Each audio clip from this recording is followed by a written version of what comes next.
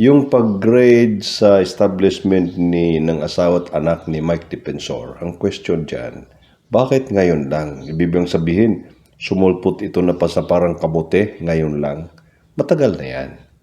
Pero nga bakit ngayon lang na raid?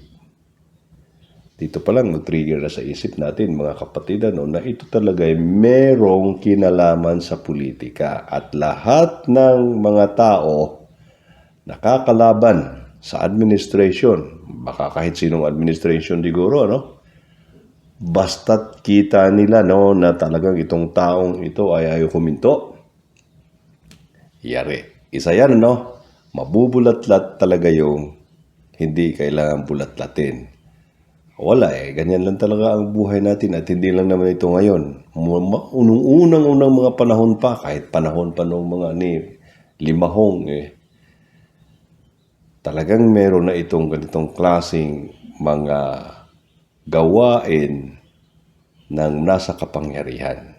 Panahon ng Kastila, ganun din Tingnan mo si Rizal, pinapatahimik, Kaya hindi na talaga ito bago, matagal na ito. Kaya dapat, tayo, ang aral na makukuha natin ganito, panatiliing malinis. Pinaka-list na magagawa mo na hindi ka igagapos pagdating ng araw kung ikaw ay pagkainteresan.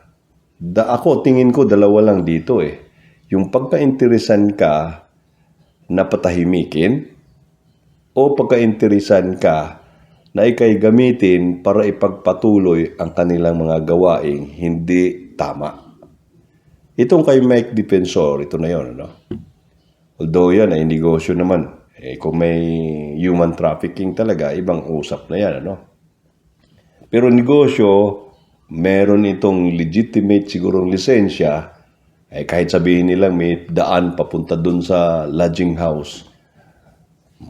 Alam naman na nating lahat yan. Hindi naman, hindi naman bago Kaya lang, pag tayong ordinaryong mamamayan, talagang naglulupay sa na ngayon at natutuwa na meron na namang isang DDS na nabira, sige lang. Kung ang ating kasayahan ay ang ikabagsak ng ating kapwa, mag-isip tayo mga kapatid, baka isang araw, babalik din sa atin yan, Ito ang aking karanasan din noon na yung bang mga offer na pumasok ka ng ganito, ganyan. Pero sabi ko, unang-una kasi, ang hirap mag-maintain ng kasinungalingan. Pag nagsisinungaling ka, hindi mo ma-maintain. Kapag ikay nagsisinungaling, hindi mo maalala lahat. Kaya pagka nagsinungaling ka na ngayon at merong investigasyon, wala na. Utal-utal ka na, hindi mo na alam kung anong gagawin mo. Kasi siyempre, depensahan mo sarili mo at saka yung taong nagbigay sa iyo ng pagkakataon, Ito rin ang nangyari ngayon, itong mga congressman natin, hindi naman malinis din ang mga ito, lalo na itong mga lawyer.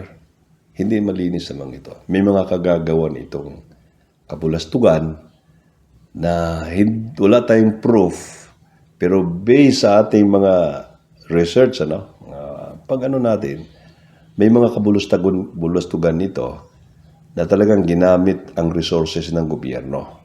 Nag-umpisa lang sila ng maliit hanggang sa gagamit na ng tao sa munisipyo, Maglalagay ng mga ghost na employee, paunti-unti. Tapos dadayain yung kanilang yung paglilitis, hahanap ng paraan, manalo yung kanilang kliyente, at marami pang iba, Ito ngayon ang problema. Kasi isang araw may lalapit sa'yo ngayon at sasabihin, suportahan mo kami, Kasi kung hindi, ibubulgar namin lahat at baka makasuhan ka pa. So ikaw ngayong pobreng Pilipino, hindi naman pobre na in the sense na na wala kang pera. Pobre, kawawa ka kasi wala ka nang magawa. Kumbaga, tameme ka na lang. Kung hindi mo sila sundin, yari ka. Kung magpapatuloy ka naman sa kalukuhan mo ngayon, takot ka na rin kasi meron na ang mga taong nakaalam sa pinakadetalye ninyong mga gawain. Ano nangyari sa'yo ngayon? Para ka na ngayong nakulong. Meron ng tanikala na tinali sa iyo, hindi sila ibang taong nagtali nito. Ikaw mismo ang nagtali nito. Kaya kung gusto mong ito'y kalagin, ang hirap na.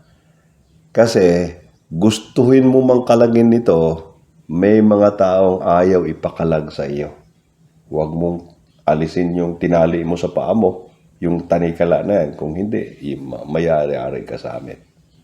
Mayayari ka ngayon sa karamihan. Kaya mga kapatid, mag-iingat at huwag tayong pumasok kahit ano man ang mangyari. Ako sa katagal ko na sa employment, sa private sector naman ako. Ang daming temptations, na talagang iniwasan ko.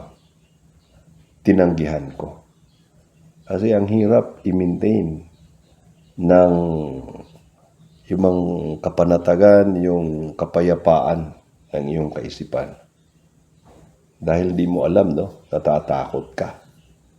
Kaya ako'y natatakot na isang araw, baka malagay tayo sa kalagayan na kagaya nitong mga nangyari ngayon sa ating mga politiko at iba nating mga empleyado sa gobyerno. Kahit hindi gobyerno, kahit na private sector, pag ikay hindi ka nag-ingat at ikay tumatanggap ng mga maliliit na mga pabor ito, pabor na ganyan. Kahit supplier lang, may bibigyan ka ng ganito. Tinanggap mo ngayon. Sunod bigay na naman, tinanggap mo na naman. Pagdating ng araw, sasabihin sa iyo, boss, pwede ba tayong pumasok dyan? Kasi wala kaming project o wala kaming sales. Gahanap ka ngayon ng paraan. Kasi bakit? Yung utang na loob mo. Pangalawa, yung takot mo.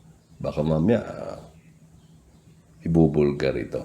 Kaya wala ng the best na gagawin sa iyong buhay. Gawin mo ang pinakamalinis, Ngayon, kung meron ka talagang kamalian, na ikay napagbintangan, o talagang meron kang mali din noon, aminin, At huwag nang ulitin. Magandang araw po sa ating lahat.